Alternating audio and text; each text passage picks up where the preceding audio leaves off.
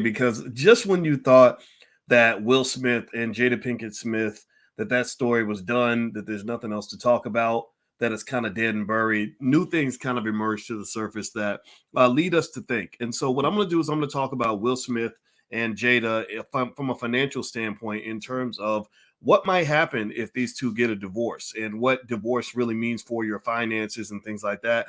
Also, we're going to talk about the red table talk. Apparently, Will and Jada upset a lot of people because the red table talk wasn't what people thought it was going to be. So get comfortable, buckle up your seatbelt. We're going to get started on drboycetv.com right now.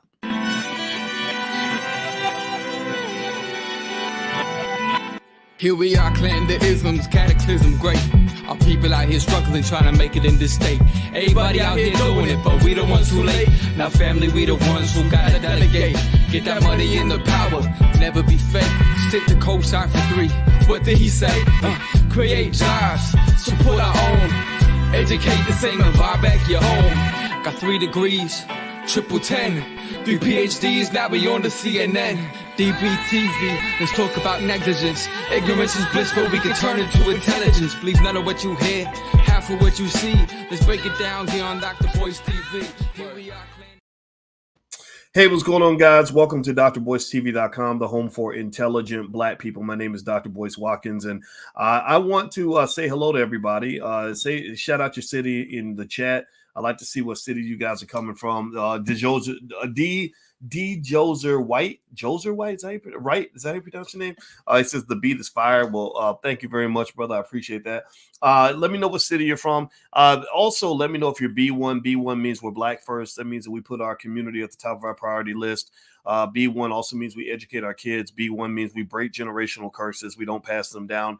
B1 means that we believe in Black family. We love the Black woman. We respect the Black man, and we build the Black community. So if you are B1, all the B1 people in the building, shout yourselves out. And I see your cities in here. I see Chicago, Baltimore, New York City, D.C., Palm Springs, California, Charlotte, North Carolina. That's where the All Black National Convention is going to be held. Columbus, Ohio. Shout out to my Uncle Jerry, who lived in Columbus. He just died this week in a house fire. So shout out and much love to him and his wife and daughter. Tallahassee, Florida. Glendale, Arizona. Hey, Dr. Boyce, I'm from Los Angeles, says Zola. I know you, Zola. I see you on my Facebook. How you doing, sister? Tiffany Walker. Kenneth Reed from Detroit. All right, Rhonda. Oh, Detroit. Next week on the 30th, the One Africa Unity Conference is happening in Detroit. Taki Grant is holding that conference. He made a great film called Happy, Hapi. It has an amazing lineup. I'm talking about Professor James Small, Dr. Milena Karanga, Scheherazade Ali, Dr. Ken Harris. Who else? All these amazing people. I wish I could go. Rizza Islam, a lot of great people. My wife, Dr. Alicia, is speaking there. I won't be there. I can't make it. I got to go down to the I Am a Man march. King Randall invited me down, and I'm going down there. What's crazy is even Dr. Umar is going to be down there. So I don't know if Umar and I are going to cross paths, but I'm always okay with shaking his hand and saying hello. No matter how you feel about me, Umar, I ain't never going to hate you, brother. I love everybody, and I want us to all win. So anyway, let's keep going. All right, so let's dive into this. So Will Smith, I know that this Will Smith Jada thing is kind of like, oh man, you talk about that crap again. I get it. I totally get it. I hear you, and that makes perfect sense. Even I get tired of the stories, especially when you're rehashing old stuff. But Will Smith and Jada Pinkett Smith are your teachers right now, in my view. I think Will Smith and Jada Pinkett Smith are your teachers in a couple of areas that just come to mind. This is just Dr. Boyce and Uncle Boyce, both kind of in the building, kind of laying out what I'm seeing just from an instinctual level, what vibration I'm receiving. A couple areas where you can learn from Will and Jada and watching what's happening here and watching how Hollywood reacts is one, you've got the whole social issue of Black male stereotypes, 2 50-something-year-old Black men going up on stage, slapping each other in front of the world. Don't think that has no impact on you. Don't think you just got to let it go or act like it don't matter or act like it's not a big deal for you. That is not the case. That is not the case. What happened with Will Smith and Chris Rock affected every single one of you, and it's something that many of you understand. How many of y'all have ever been through any scenario? I call it niggatry. Has anybody ever been through it or remember in Boondocks, Aaron McGruder called it an N-word moment? I'm not going to say the word. You know what I'm talking about? Like, how many of y'all have ever been through situations like that where you're operating on, vibration level 5, and then somebody else comes along on vibration level 1, and so in order to get even, you feel like, okay, I got to go down and be a 1. So instead of being a 5, instead of me going high when they go low, I need to go lower than they go. So next thing you know, you got two lowly Negroes just fighting and scrapping on stage in front of everybody, right? And it's embarrassing. It sucks. It's like, man, damn, I'm trying to do better.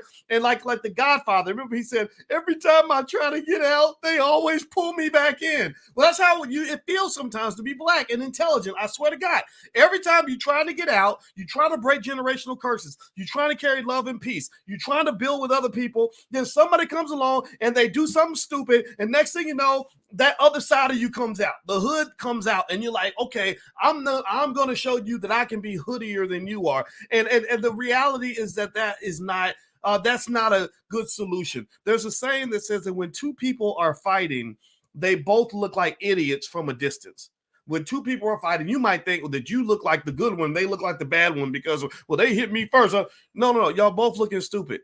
Y'all both looking like 250-something-year-old men fighting on stage at the Oscars. It's trifling, right? But with that said, that's one area that really stuck out to me as a black man. But then also, there's the relationship aspect. My wife is a relationship therapist. That's what she does. And she's not just somebody who gets online and talks about it. She's not just a yapper. She has all the licenses, all the degrees. She's a full professor of social work. That means she doesn't just have a PhD. That means she doesn't just have tenure. That means she is a full professor. Only about 10%, maybe 5% of all PhDs ever become full professors. So she knows this stuff very well. And when you look at what people are learning from watching the Will Jada relationship, watching the dynamics, everything from August Alsina's role in the whole situation to how you manage a tough relationship between two powerful, famous people that probably have their own egos and their own agenda.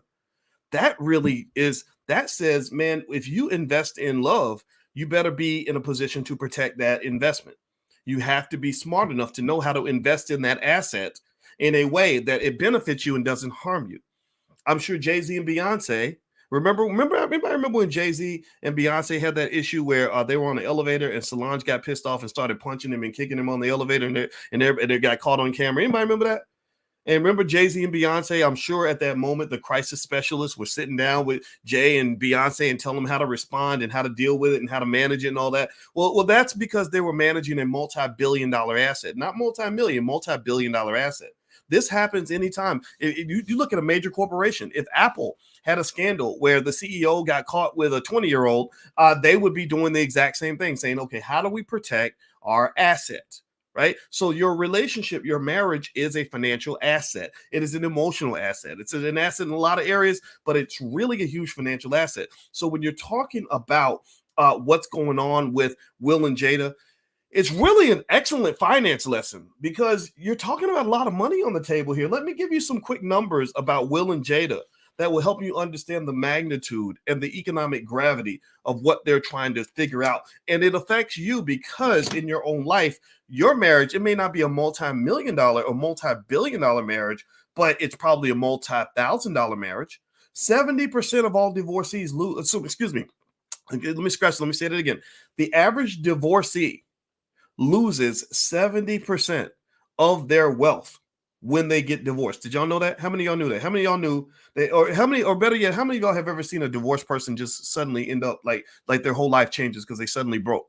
Anybody ever seen that? Anybody ever seen somebody who was balling and doing well when they were married and then they got a divorce and suddenly all the money's gone? Suddenly she's moving from a 4-bedroom house to a 1-bedroom apartment. Suddenly, so you're like, well, how did Mary end up on welfare? Or why does Tyrone not have any money, right? Because Tyrone decided he wanted to imitate the rapper Future, who, by God, they put Future on the cover of GQ magazine as the greatest rapper alive. They didn't consult me. They didn't ask me. But that's what white people do. They take the most raggedy Negroes that they can find and they put them on magazines and they say, this is how black people are supposed to behave. And some of y'all fall for the trick every time. some of y'all fall for the trick every time. So no, Future is not the greatest rapper alive because Future does not represent what the Black community needs to be. When you have 1,000 babies, mamas, and kids splattered everywhere, it shows a lack of respect for the Black family, a lack of respect for yourself, a lack of respect for your children. It creates nothing but chaos and generational curses. But again, that's what white supremacy does. They're going to promote the worst of you and they're going to hide the best of you. That's why Black people must own Black media. We must own media because I guarantee, I know the sister that runs Quayle TV and they get millions of views too. And I guarantee you that if you went to Quayle TV and said, who's the greatest rapper alive? They're not going to pick a guy who represents the very worst of what you are as a people. This is not a disrespect, a diss on Future, but my Lord, Black people, why in the hell do you celebrate somebody just because white folks gave him a bunch of money? That does not make him a superstar. That does not make him better than you. That does not make him a winner. If you look at the choices that some people make in their lives, and I'm not picking on this particular guy, I want to get away from that. It really is a matter of kind of just saying, what are you really celebrating? What are you trying to become? What example are you setting for your children? And why is it that you can't disconnect the things you celebrate from the devastation that you're seeing all around you? Though you can't just put it all on, you can't put everything directly on the white man. Some of that comes from you. So anyway, do me a favor, hit the thumbs up button, thumbs up, thumbs up, thumbs up, share, subscribe if you haven't done it yet. Just a reminder, if you live in Chicago, also, I'll let you guys know very soon, my wife and I are going to do a Black Love and Money event in Chicago on May 15th. So if you want to come out to that event, May 15th, just make sure you get on the email list. If you go to boycewatkins.com, you can get on the list.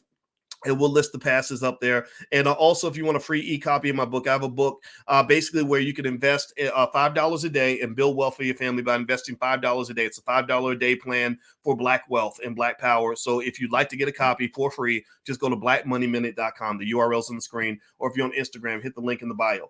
So let me give you some numbers on Will Smith and Jada to help you understand the magnitude of what they're dealing with financially. And also, we're going to talk about the red table talk because a lot of people are really pissed off at Will and Jada right now because I watched the premiere for the red table talk and I was kind of stunned. I was kind of surprised when I saw the season premiere. It was really, it was gaslighting at the highest levels. I mean, literally almost like nothing to see here. And it was so weird because I watched the preview.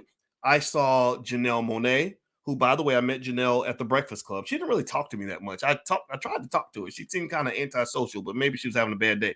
But Janelle Monáe, Kim Basinger is coming on because you got to include the white people so you can get the white viewership. There was no Will Smith at all. I did not hear one deep voice in the entire preview. Maybe I missed it, but I did not see Will Smith at all. No Will Smith. So he's not involved in any of this. I also noticed that it seemed to me, and maybe I got to go watch it again, but I could have sworn that every single guest was a woman. So apparently this is a woman's show, right? And they talked about things that women should care about and that we should all care about, right? If you care about protecting women, you got to care about these things, abuse and bad relationships, stuff like that. And so this made me really, and the big thing that was missing was there was no conversation about the Oscars at all. There was nothing. There was no and then we're going to talk about what was behind the slap.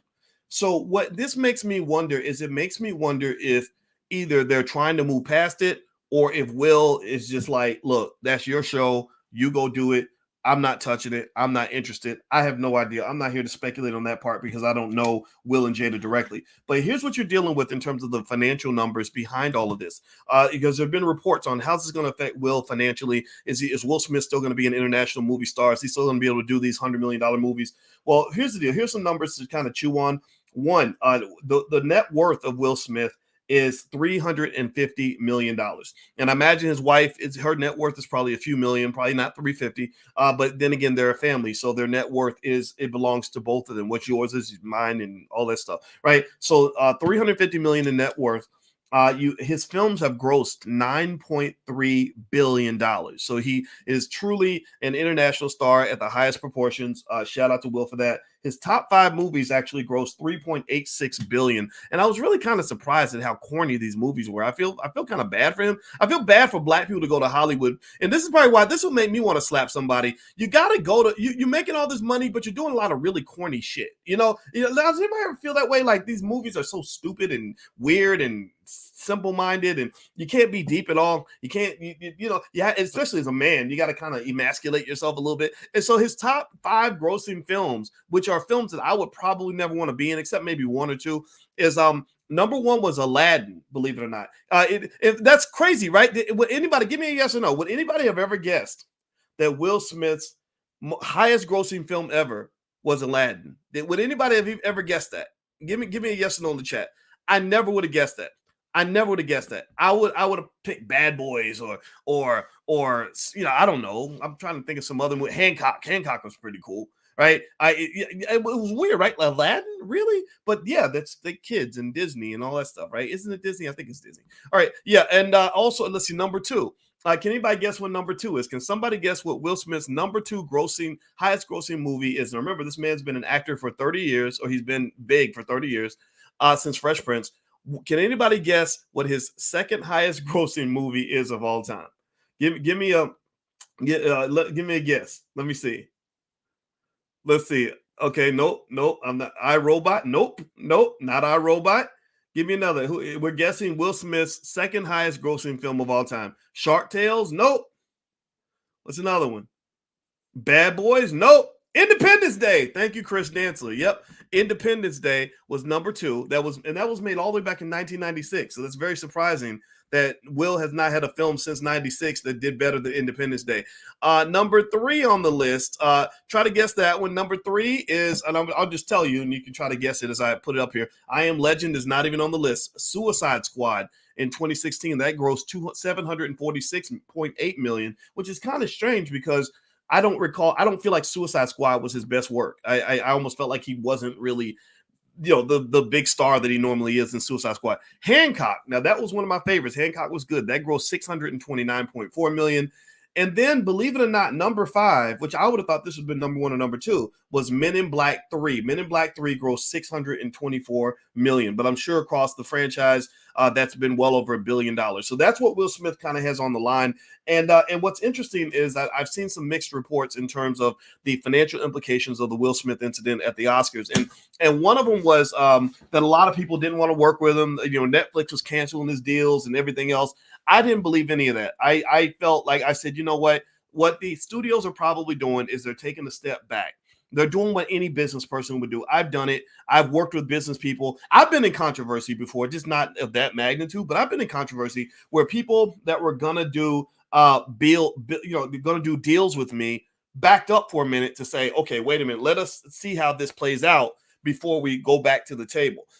In fact, but then I've also had times where I got canceled. When I had a weird little thing that the white media turned into a beef with me and Lizzo, which it really wasn't a beef because I don't hate Lizzo, and I'd be happy to talk to her on the phone if she ever wanted me to elaborate on anything I've ever said. I just said that the record labels promoting obesity in the Black community is going to kill Black people, and I stand by that remark because Black people are dying from obesity. During the pandemic, lots of Black people died from obesity, so it's not as if you can argue with me about that point. You can only, but again, people go along with shit that's cool. They just think because it's lit and white people are paying you money that it's a good thing. That's what people tend to do. So when that occurred, I had a group down in Birmingham, Alabama, that they'd had me speak before as a group of Black business people.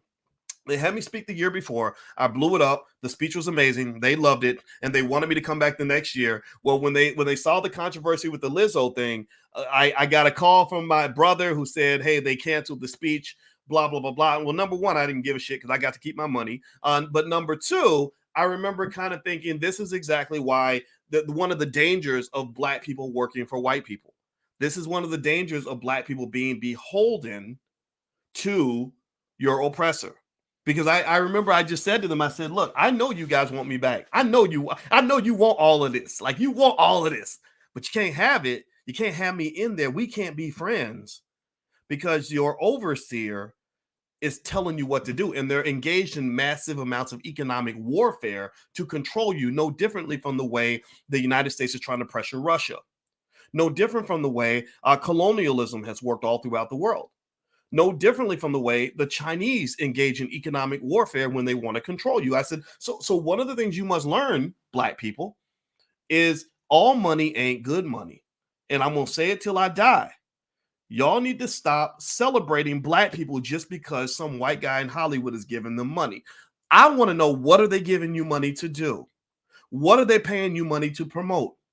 Why are they paying you all that money to go and Lil Nas X and shake your ass in prison and act like twerking in prison is a good thing? Like you're not my hero just because my oppressor is, or your oppressor. Sorry, I'm not going to be oppressed. I refuse to be oppressed. But your oppressor is paying you money, and somehow that makes you into an overnight sensation or a success story. No, you might not be a success story for the black community. You're probably a big epic failure. You're a big turd covered in chocolate syrup and strawberry ice cream. That's what you are. You are a big turd with icing around it, and everybody thinks that's a birthday cake. That ain't no damn birthday cake. That's a turd with icing on it. So some of your celebrities are just icing covered turds, and you celebrate them because the icing tastes sweet and delicious. But then when you dig deeper, you get to the nasty stuff, and then you wonder why everything tastes like shit. So stop that. Stop celebrating people just because somebody put them on TV, some racist put them on TV to promote the wrong images and to control your mind. You somehow look at that person. Ooh, I admire you so much. What are you admiring? What are you admiring? You're admiring marketing. That's what you're admiring. That's what it's marketing. The agenda, people talk about the agenda. Yeah, the agenda's real. They're marketing things to you, just like you market Coca-Cola or you market Frito-Lay potato chips. They're marketing shit to you that is deeply inconsistent with the values that I know that you guys hold, because I see you every day. I talk to you every day. I'm in here with you every day, and I know what you think. I do surveys on you every day. I ask you constantly what you think about things, and I know for a fact that you're not down with a lot of this agenda that's coming out of Hollywood. So stop thinking that everything's good just because the Negro shows up in a shiny car with a Gucci bag. He got a couple $1 million, or because he's on the cover of GQ, like Future, listed as the greatest rapper alive. No, they might as well say he's the greatest father alive, because he fits every stereotype of the black father that these people at GQ have. They believe the black father is such an animal that he don't even love his own damn kids. Well, he fits the description. They believe the black father is incredibly irresponsible with his choices and doesn't care if he lives or dies. He fits the description. They believe the black father is just a reckless piece of shit who just wants to sit around and get high and drunk all day and doesn't want to take any responsibility. Well, yeah, he fits the description. So if you want to know what I think about that, just kind of diverting just a little bit, we're going to circle back around. Y'all know what I do. I actually kind of think that being on the cover of GQ means absolutely nothing. That's almost an insult in my view. When GQ puts you on the cover and says you're the greatest rapper alive, no, what this means nothing to me. This is not a validation by your people, because ain't none of your people running that damn magazine. But you think it's special because they're big and they're white and they have money. That's the reality. That's the world we live in. So before I move on, do me a favor, hit the thumbs up button, thumbs up, share, subscribe. And also BoyceWatkins.com. If you go to my website, you'll find a lot of stuff that we have going on here, like the events and the All Black National Convention and stuff like that. Also, we just put up vendor spots. So if you want to be a vendor or if you want to be a speaker at the convention, things like that, get on the email list, because we are looking for people that want to speak at the convention. If you're an expert in crypto, or you're an expert on relationships, or you're an expert on health, or you teach kids, we're looking for people in the community that want to come in and be a part of the convention. So go to blackmoneyminute.com. Get a copy of my ebook, the $5 a day plan on how you're going to build wealth for your family. It's totally free. It won't cost you a penny, but you'll also be on the email list. I send out lots of free stuff. And also I email and I reach out to you guys when we're looking for experts that want to come into the Black Business School or want to come to the convention, things like that. The convention is in Charlotte, North Carolina, October 28th through October 30th. I hope you will come. You won't regret it. You're going to love it. It's going to be amazing. Okay. So blackmoneyminute.com, go there and you'll get on the email list. All right. So let me hop in and just mention a couple of summary points in terms of Will Smith and Jada and everything. One, without really speaking specifically to their situation, I'm going to be willing to bet you that that this marriage could be having some major problems. My spidey senses are picking up on this, and I don't want to speculate too much because I know Will Smith's brother, and I don't want to be too personal in terms of seeming like I'm attacking them. Why does that matter? Well, I bring that up because if you're talking about a divorce, the one thing that's interesting about relationships that people don't think about is number one, your relationships can really impact your financial situation. If you look at Beyonce and Jay-Z, that is a power marriage. Both of them benefited economically by coming together. If you look at Barack Obama and Michelle Obama, that was a power marriage. Both of them benefited by coming together. Each of them individually has earned hundreds of millions of dollars because they're a couple. If you look at me and my wife, that is a power relationship to some extent. I'm not bragging, but it's true. I can go in spaces and I can get things done with my partner next to me that I can't get done by myself, and vice versa. Having me next to her is more of a benefit than it is a loss. I think now don't get me wrong. If she's trying to become a Supreme Court justice, it ain't gonna work. White folks are gonna dislike her even more. But there are some things I'm able to do as her husband. One of the things that's really important to understand as you form your own power relationships, everybody in here should be looking to do that in some way that is ethical, that is also beneficial to your soul and your well-being, is that when you create those relationships, whether you're talking about friendships or working with your siblings or getting together with a spouse, or checking out some woman that you're thinking about bringing into your life, understand that what you're doing, pay attention now, pay attention. I'm putting on my finance professor hat here, is you are building an asset that is of tremendous economic value for you and your family. And one of the things about developing an asset is that not only do you need to know how to create those assets, but you must also know how to protect those assets. So building a healthy relationship with a person who can benefit you and help you succeed and you help them succeed, and it's reciprocity and trade, that's beautiful. In economic theory, that's how people get rich. But all wealth really comes from is trade. When people get together and they're trading, good things happen. When people divide and they fight, like Willie Lynch, the way we were taught to divide from each other, you're creating economic desperation. You're creating economic problems. When you divide, you create prosperity when you can come together in a healthy way. That's why at the All Black National Convention, there were so many people that came to the convention and literally made thousands of dollars because there was trade and there was commerce. We built an economy around B1 culture and B1 people. Right. So that's a good thing. But those relationships, like any other valuable commodity in your life, must be protected.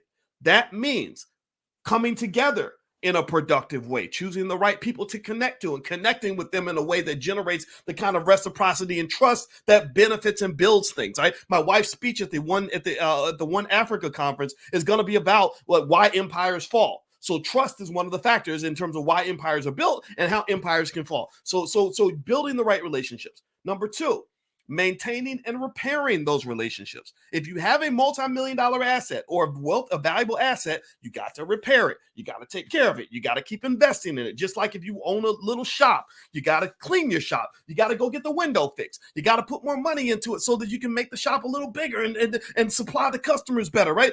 So your relationship is the same way. You got to invest in that thing. I'm a big believer in therapy. I believe everybody who has a relationship you care about should be getting some therapy and some help to make sure you can maintain that relationship because that relationship is valuable to you if it's the right kind of relationship.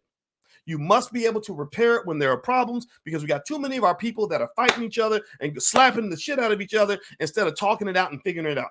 Third little tool is if you decide that the relationship needs to end, you must have a clean pathway to exit that is not overly destructive. A messy, terrible, anybody ever gone through like a really ugly breakup? Anybody ever gone through a breakup that just ripped the soul out of your body, left you just almost lifeless, and then, or maybe financially, like you're so screwed financially, you literally just want to go to like one of these manosphere channels and just cuss out black women for the rest of your life. Or maybe you're so mad at men, you're just scared to ever even kiss another man for the rest of your life. Anybody ever gone through that? Where it's just absolutely terrible. The breakup's messy. She done came to your job and busted out your boss's window, or he done called your best friends and embarrassed you and by telling all your business, like just crazy stuff that happens in bad relationships, toxic scenarios. Well, those toxic scenarios are not just costly emotionally, they can be horribly costly financially. Right. So for example, if I'm dating a gorgeous woman who is easily triggered, who goes off the deep end, cuts my tires, and tries to stab me, and then goes to my job and tries to get me fired because she's upset with me, then maybe that is not the person I need to choose to have in my life. Right. Paying attention to not just how people come together, but how people break apart is extremely important. And so when I'm thinking about Will Smith, and I'm using this as an example, but really I like to bring things back to you because you're more important than these celebrities. But when I look at this, I really kind of think to myself, is this going to be a clean break or is it going to be a messy break? Is it going to be like a quiet little divorce where they both issue little mutually beneficial statements like the Bezoses? They wrote statements like, well, we've decided that after many years of being together that we're going to part ways, unfortunately, but I have so much love and respect for Mackenzie and I'm giving her billions of dollars and I wish her the very best, right? And she's a wonderful person, right? Is it going to be like that or is it going to be chaos? If it becomes chaotic, if it gets to the point where you're going to court and spilling everybody's business out there, or to the point where you're fighting like nickel diamond the shit out of each other over every little thing, or whatever, it's going to be extremely costly, not just emotionally, because when you're emotionally drained, you can't focus, you can't achieve your goals, you can't go out and be the best in the world. Tiger Woods, when he went through his messy divorce, if you follow golf, you'll notice that Tiger Woods before 2009 was very different from Tiger Woods after 2009. Before 2009, you had the young Tiger Woods who could win golf tournaments. After 2009, you had the old, tired, bald-headed man with bags under his eyes who couldn't win nothing, right? So ultimately, a bad breakup can zap you of everything, and it can zap you of things that are far more valuable than money, and it can take all your money too. And because all those lawyers, they love it. In fact, there's a whole documentary called Divorce Corp by Dr. Drew, Divorce Corp, CORP, where he literally explains how family court, that business, is a $10 billion a year business where they make all their money just because people can't get along and people can't act like grown-ups when it's time to cut the cord. So I just want to encourage you, whether you build relationships, if you build relationships, build the right ones, build them in the right way. If you're in a relationship, repair it, invest in it, protect it. That's your asset. If you're ending a relationship, end it in a way that is peaceful and mature. If you're dealing with a crazy person, find a way to peacefully, slowly move your ass away from that crazy person, but so before they come and mess up everything you got going on. Because I've seen it a million times. I've seen people go absolutely broke because they had a bad divorce or a bad relationship. So I hope that this helps you guys. I'm not going to watch the Red Table Talk. I don't watch it. I got interviewed to be on the Red Table Talk one time. They were going to invite me and Ice Cube on, but unfortunately, I got in some surgery and I couldn't hardly talk. So I sound like Sylvester the Cat and I was spitting all over the camera. So the lady was like thinking to herself, like, this guy ain't ready to come on. But I think it's a good show for the people that watch it. I've never watched a single episode. But it's interesting to me that they're not even going to talk about this Oscars thing. I think that's so crazy to me, but I'm sure I would, that honestly makes me wonder what's really going on right now. Because I can't imagine somebody not saying, well, the ratings would be through the roof if you talked about this topic. And I really get a sense that Will Smith is not on board with this. And I will just tell you, my heart goes out to both of them. But when I look at Will, I just don't understand it, man. I just don't get it, man. I mean, I wish I knew him enough to have a private conversation with him and have him explain exactly what he was thinking, because I don't understand why you spend 30 years building this perfect persona to just blow it, just destroy it like that. I don't get it. I'm not saying he shouldn't have slapped him. I'm not saying Chris Rock didn't deserve it. You can think whatever you want, protect it. Whatever you believe is fine. I just don't get it. I mean, I'm not, first of all, I'm not going to be the Fresh Prince. I'm not going to do the things Will Smith did to build his career. I'm not going to do that movie 6 Degrees of Separation because I'm not getting to bed with no man. There's a lot of things Will sacrificed and did over 30 years that I would never do. But I'm thinking like, well, since you already did all that, and this is literally the peak of your career, you're about to be best actor. That means something to white people. It doesn't mean anything to me. I don't care about those Oscars and that like shit. I told you guys to read that book, How the Jews, An Empire of Our Own, How the Jews Invented Hollywood. It's a great book. It's not anti-Semitic on any level. I don't get into all that hate stuff. It's really a blueprint Black people can pay attention to how empires are built and how that community got together with their economic prowess and their economic culture and built something that is a force to behold. You can be mad at them all you want, but you must give props to that community for building something that everybody has to bow down to and respect. They got Negroes out in Hollywood begging for opportunities and apologizing 10,000 times because they're so afraid of that massive accumulation of power that they put together in LA. I'm not knocking it at all. So, but what I'm saying is at the end of the day, I don't honor any of that because that's not mine. That's not where I come from. We've got empires we need to build. We got things we need to do. We need to stop worshiping what other people have and start paying attention to what we can have together. That's where the real power is. So I'd love to see if Will Smith is developing things behind the scenes that are going to be places where we can be proud, where we can honor our own. And then if somebody decides to get up and slap somebody at an event, we deal with it appropriately, and we decide if we want to cancel that person or not. I don't like everybody else deciding they want to cancel our people. I'm not canceling Will Smith for nothing. I ain't canceled Will Smith, and I never canceled Bill Cosby. Don't get me wrong. I'm not saying Bill didn't do some stuff he shouldn't have done. He should have spent more time next to his wife. He should have been hanging out in the Playboy Mansion so much. But I think Bill Cosby is either a bad person who did good things or he's a good person who did bad things. And I think understanding that nuance when our people make mistakes is extremely important. That's something we're willing to do that other people are not willing to do. So you're not going to convince me that Bill Cosby never existed. I'm not going to listen to you when you say that because I like the Cosby Show. I like A Different World. I like the fact that he gave money to HBCUs, and I ain't going to never forget that. So that's my 2 cents. That's what I believe. That's where I stand. I'm not apologizing. So God bless everybody. I hope you guys have a great day. Please hit the thumbs up button, thumbs up, share, subscribe if you haven't done it. Also, if you want a free e-copy of my book, How to Build Massive Wealth in the Stock Market for Your Family by Investing $5 a Day, you can go to blackmoneyminute.com. The URL's on the screen, blackmoneyminute.com. And also, if you want to learn about the One Africa Unity Conference in Detroit, they have virtual tickets and they have direct physical tickets. You can go to boycewatkins.com. I have the tickets right there on my screen. My wife will be there, Dr. Melena Karenga, Dr. Ken Harris, Professor James Small, Riza Islam, a long list of people that are extraordinarily good. Scheherazade Ali. They really pull together a nice list. Taki Grant, who made the film Happy. I hope you guys will support that and be a part of that because it's really going to be amazing. And I'll keep you guys posted about the event in Chicago. That's going to be May 15th. All right, so I'm out of here. Have a good day. Thank you, everybody. I love you, and I'll see you soon. Take care now. Peace.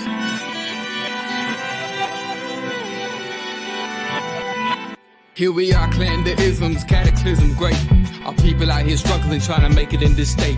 Everybody out here doing it, but we the ones who late. Now family, we the ones who gotta delegate. Get that money in the power, never be fake. Stick to cosign for 3. What did he say? Create jobs, support our own. Educate the same and buy back your home. Got 3 degrees, triple 10. 3 PhDs, now we on the CNN. DBTV, let's talk about negligence. Ignorance is bliss, but we can turn it to intelligence. Believe none of what you hear, half of what you see. Let's break it down here on Dr. Boyce TV. Here we are.